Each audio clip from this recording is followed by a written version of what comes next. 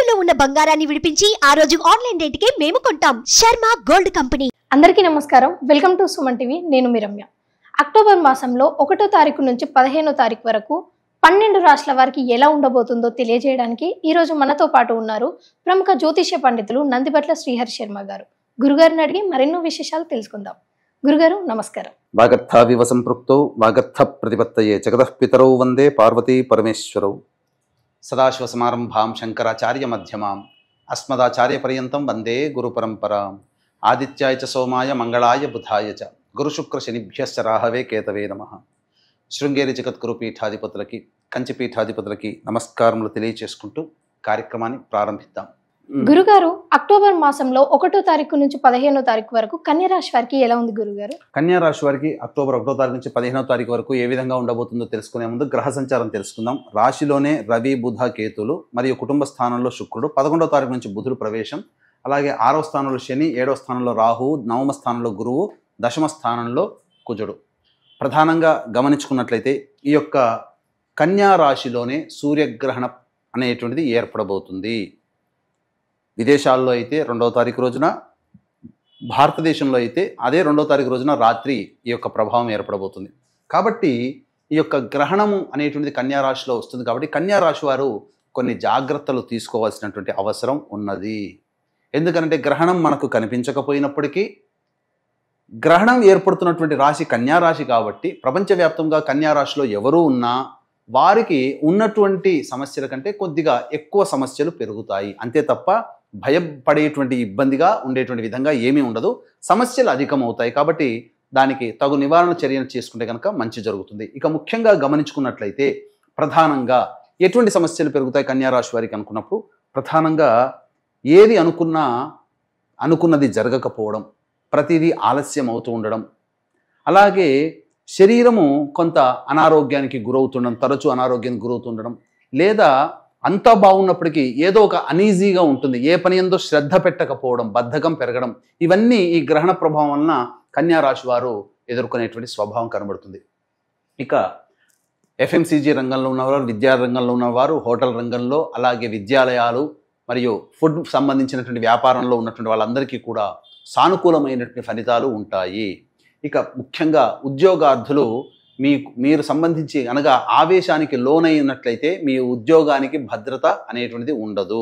కాబట్టి లౌక్యంతో వ్యవహరిస్తూ ప్రతి వాళ్ళని కలుపుకోలుతనంతో కనుక వేసుకున్నట్లయితే, ముందడుగు వేసుకున్నట్లయితే తప్పకుండా ఉద్యోగ భద్రత ఉంటుంది. అలాగే నిరుద్యోగస్తులు బాగా ప్రయత్నిస్తే తప్ప ఉద్యోగము లభించని అవకాశం కలుగుతుంది. ఇక ముఖ్యంగా వివాహార్థులకి సంబంధించి వివాహము జరిగేటువంటి అవకాశాలు గోచరమవుతున్నాయి. కాబట్టి మంచి జరుగుతుంది. అలాగే ఈ యొక్క రియల్ ఎస్టేట్ రంగంలో ఉన్నటువంటి వారికి ఆశాజనకంగా ఉండకపోగా కొన్ని సమస్యలు ఎదురయ్యేటువంటి, ప్రభుత్వపరంగా కొన్ని సమస్యలు ఎదురయ్యేటువంటి అవకాశాలు రియల్ ఎస్టేట్ రంగంలో ఉన్నటువంటి వారికి గోచరమవుతున్నాయి. ఇక ముఖ్యంగా విద్యార్థులు చక్కటి విద్యాలయాల్లో ప్రవేశం కలుగుతుంది. తద్వారా కోరుకున్న చోట ఆనందంగా మీరు విద్యను అభ్యసించే అవకాశం మీకు కలుగుతుందని చెప్పవచ్చు. అయితే ప్రధానంగా గమనించుకున్నట్లయితే ఈ యొక్క సంబంధించినటువంటి కన్యా రాశి వారికి ఏ రోజుల్లో ఏ విధంగా ఉండబోతుంది, మంచి చెడు ఎలా ఉండబోతుంది అనేటువంటి విషయాల గురించి మనము క్లుప్తంగా తెలియచేసుకుందాం. ఇక్కడ గమనించుకున్నట్లయితే 1వ తారీఖు రోజున ప్రధానంగా ఈ 1వ తారీఖు రోజున ఖర్చులు అధికంగా ఉంటాయి. మీరు అనుకున్న దానికంటే ఎక్కువగా ఖర్చులు అయ్యే అవకాశము, మనస్సు ప్రశాంతంగా ఉండదు, జిగ్జాగ్గా ఉంటుంది, ఏదో ఒక భయం, ఆందోళన ఎక్కువగా ఉంటుందని చెప్పవచ్చు.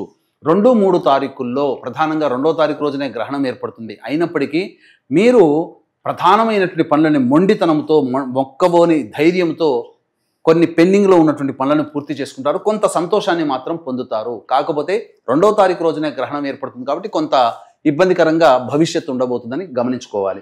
ఇక 4, 5, 6 తారీఖుల్లో కనుక గమనించుకున్నట్లయితే కుటుంబ పరంగా సమస్యలు ఎదుర్కోవడము, అలాగే కుటుంబ వ్యక్తులతో వాగ్వివాదాలు చోటు చేసుకోవడం, ధన నష్టం జరగడం ఇలాంటివి జరుగుతాయి. కాబట్టి ఈ 4, 5, 6 తారీఖుల్లో లౌక్యంతో కుటుంబ సభ్యులతో వ్యవహరించండి.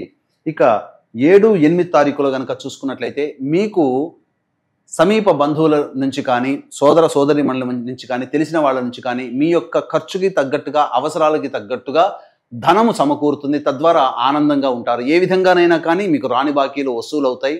కొంతవరకు మంచి జరిగే అవకాశాలు 7, 8 తారీఖుల్లో ఉంటుందని చెప్పవచ్చు.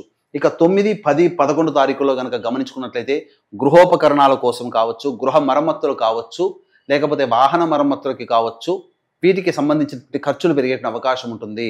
అలాగే తల్లిగారి ఆరోగ్యం పట్ల శ్రద్ధ వహించాల్సినటువంటి పరిస్థితి. వాహనాన్ని నడిపేటప్పుడు జాగ్రత్తలు పాటించండి.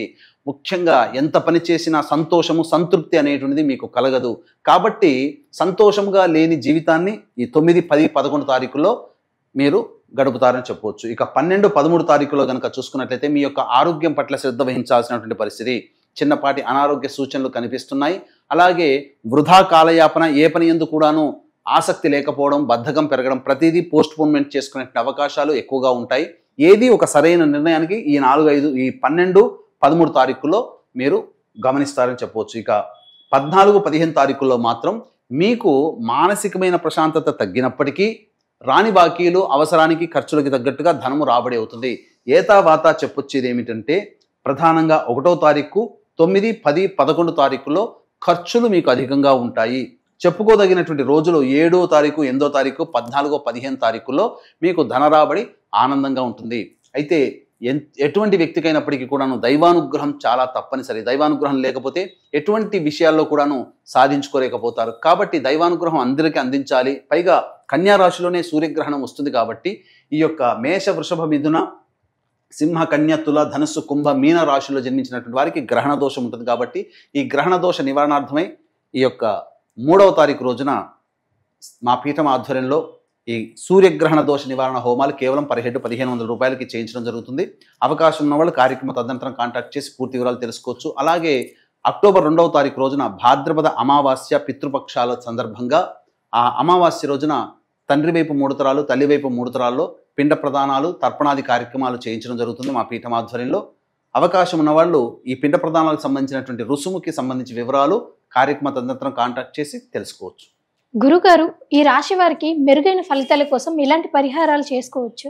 ఈ యొక్క కన్యా రాశిలో జన్మించినటువంటి వారు మెరుగైనటువంటి ఫలితాలు పొందడం కోసం ప్రతిరోజు కూడా దుర్గాలయం, ఏదైనా శక్తి ఆలయంలో చేరుకొని అమ్మవారికి ఈ సంబంధించినటువంటి ఎర్రటి పుష్పాలతో కనుక అర్చన చేసిన, వీరు కుదిరినప్పుడల్లా ఎర్రటి పుష్పాలతో అర్చన కానీ, లేదా ప్రతిరోజు అమ్మవారికి ప్రధానంగా గ్రహణం వస్తుంది కాబట్టి ప్రతిరోజు అమ్మవారికి ఎర్రటి పుష్పాల మాల అమ్మవారికి అలంకరణగా వేసిన మంచి జరుగుతుంది.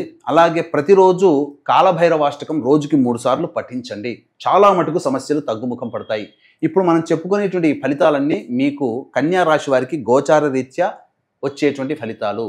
మీరు సమస్యలు ఇంకా అధికంగా ఎదుర్కొంటున్నారు అని అంటే అది మీ యొక్క జన్మ జాతక రీత్యా వచ్చేటువంటి సమస్యలు. కాబట్టి జరుగుతున్నటువంటి దశాంతర దశ రీత్యా దగ్గరలోని మంచి పండితులను సంప్రదించినట్లయితే మీ యొక్క జాతకాన్ని క్షుణ్ణంగా పరిశీలించి సమస్యలకి పరిష్కారం తెలియచేయడం ద్వారా, వాటిని పాటించడం ద్వారా భవిష్యత్తు ఇంకా మంచి జరుగుతుందని చెప్పవచ్చు. గురుగారు, మా ప్రేక్షకులకు ఎంతో విలువైన సమాచారాన్ని అందజేశారు. ధన్యవాదాలు. సర్వం శ్రీ ఉమామహేశ్వర పరబ్రహ్మార్పణమస్తు.